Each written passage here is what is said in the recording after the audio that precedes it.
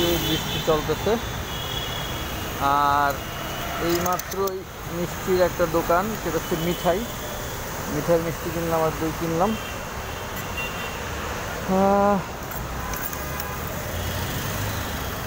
এইটা নিয়ে আর কি যাইতেছি আমার বাচ্চার কাছে, যদিও সবসময় খালি হাতেই যাই, দেখা যাক কী হয়।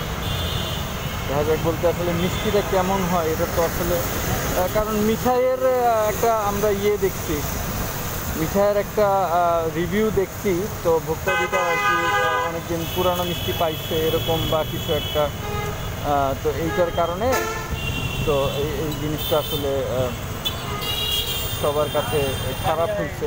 তো তারপরেও আসলে এদেরকে দোষ দিয়ে লাভ নেই, কারণ একটা ভুলের কারণে তো আর শাস্তি দেওয়া যায় না, তাই না? একটা ভুলের কারণে তো আর আমরা পুরো মিঠাই কোম্পানিকে শেষ করে দিতে পারি না।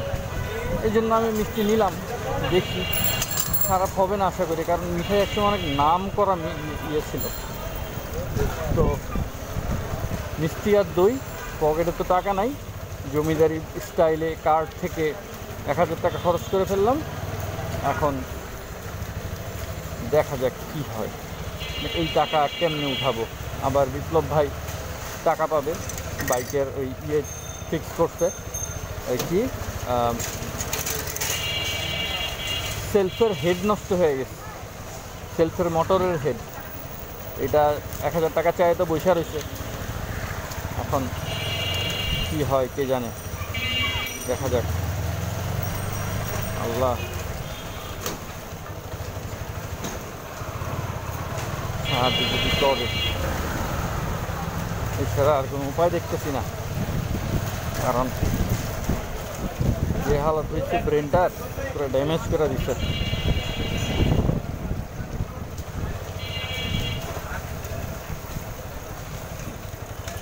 নেগেটিভের মতো সবসময় ডুবে আছি, নেগেটিভের মধ্যে সবসময় ডুবে আছি।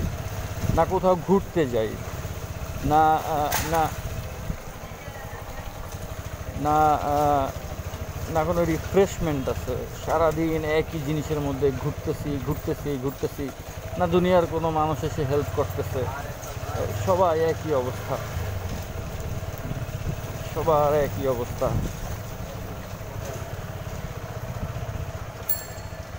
এটা নাকি সামনেরটা জানি না, সামনেরটা না, এটা আমি কখনোই চিনি না। মাশাআল্লাহ, হুজুর মানুষদের দেখলে ভালোই লাগে, অন্তরটা কেমন ঠান্ডা হয়ে যায়।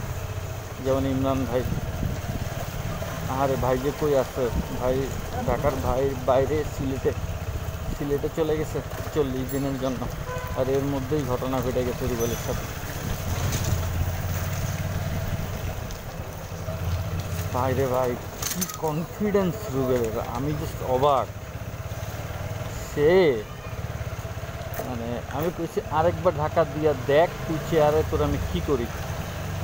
সে আইসা মানে সে চেয়ার থেকে উঠলো, যাওয়া রইব তিরিম করে এক ধাক্কা, ওয়াল্লাহি।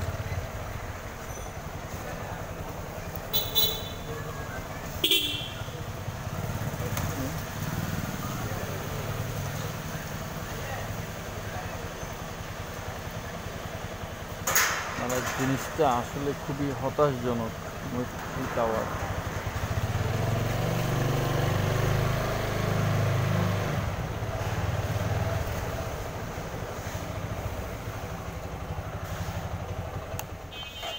এতটাই হতাশজনক, আমি জিনিসটা আর কি নিতে পারতেছি না।